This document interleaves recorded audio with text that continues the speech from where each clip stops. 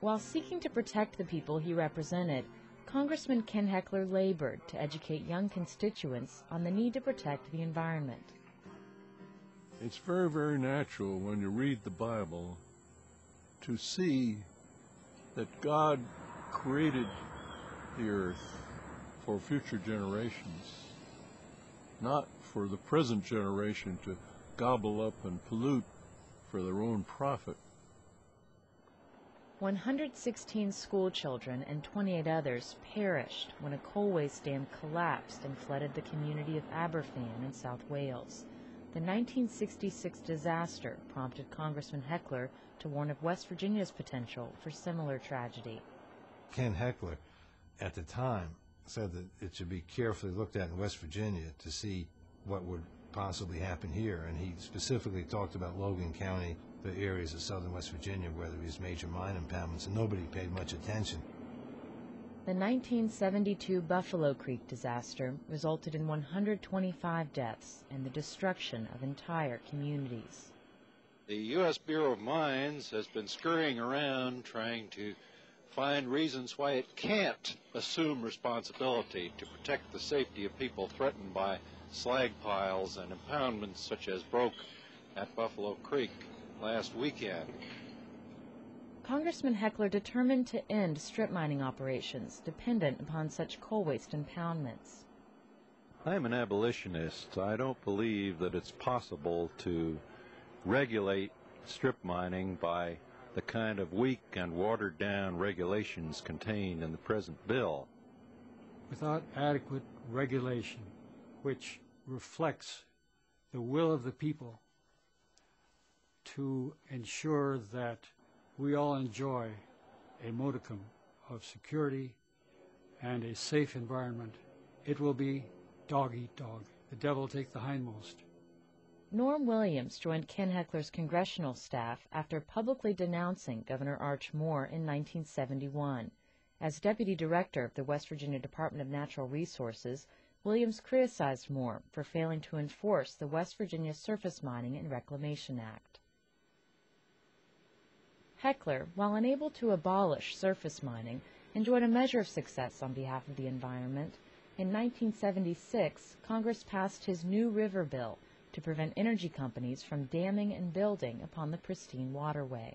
I think it is a tremendous victory for the people and the way the people organized in both political parties and throughout the state of West Virginia and throughout North Carolina to save this great natural resource. This river, which God created 100 million years ago, now will freely flow onward.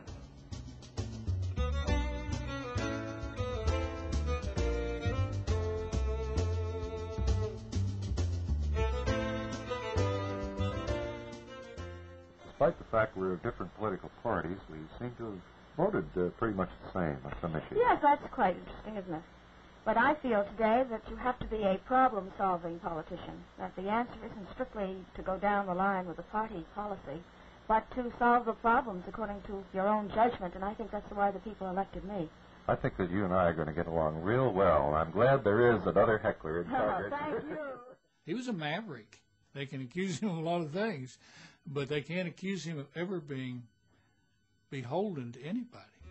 Ken Heckler's disregard for political favoritism frequently alienated members of his own party.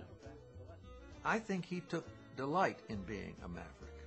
We need constitutional reform, we need the abolition of the Electoral College, reform of Congress, and many other measures. He wanted to pursue his own issues. He wanted to pursue the things he thought would serve him well within the district and would serve his district well. And that sometimes did not include the party line. Congressman Heckler publicly expressed his disappointment in 1968 when Democrat Jay Rockefeller defeated the Republican candidate for West Virginia's office of Secretary of State. I think all of us are a little unhappy perhaps that John Caleb's won't be around in some type of a position to carry on his fight for clean elections. I think we're going to... He was not considered a rank-and-file Democrat. He was a maverick or a carpetbagger or someone who marched to his own drummer or someone who you couldn't figure him out. He was unpredictable, but he was successful. the issues that he got behind were popular with people. Many states are scrambling for the funds. Is West Virginia going to take advantage of this opportunity? Beginning in 1963, Congressman Heckler's ongoing effort to establish a regional jet port alienated Democratic Party officials outside Heckler's congressional district. Despite successful referendums in 3 of 4 counties, the project ultimately failed to take off. People have emphasized small obstacles instead of looking at the long-range goal in a constructive and positive way. You just don't hear people criticize Dr. Heckler because he didn't do something. As I wrote to the Attorney General, because you have not placed the corruptors of elections on trial, the Department of Justice is now on trial.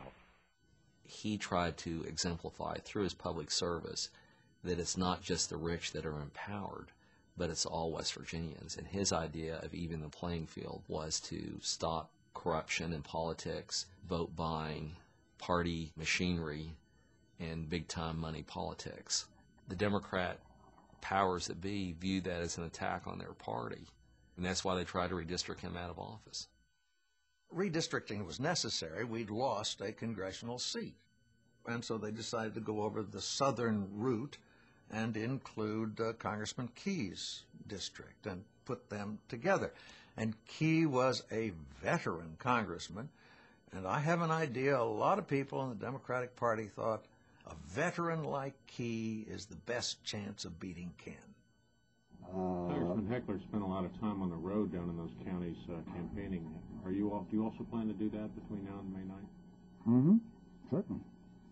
It was an unfair fight. Ken Heckler, Congressman extraordinary, against Jim Key, who was just a political flunky. Well, these so-called routine votes that Congressman Key missed include 3 black lung votes on November 10, 1971, the Equal Rights Amendment to the Constitution, on which he was absent and I voted yes.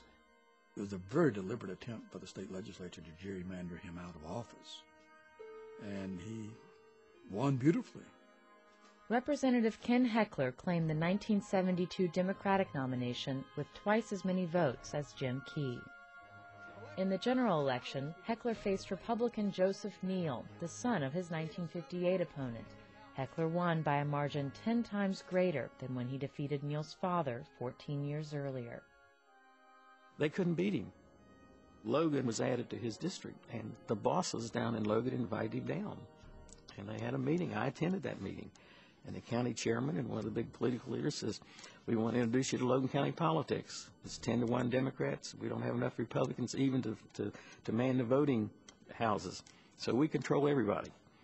And everybody that's on our slate gets elected. And every politician that we support helps the cause by contributing to the kitty. We expect you to bring your little black bag down here and contribute. And Heckler looked at him and says, my life has been in political science. I've taught about democracy and government and quality of our nation and what it means to be free. And he says, I'm not going to bring you a little black bag. I'm just going to go out here and work like the Dickens and hope that people will remember me. He won the primary down there. He didn't win it big, but he won the primary because the people who would vote for the slate would say, I'll vote for everybody you want, but don't tell me to vote against Ken Heckler. He helped me get my Social Security, or he helped with a hospital problem I had.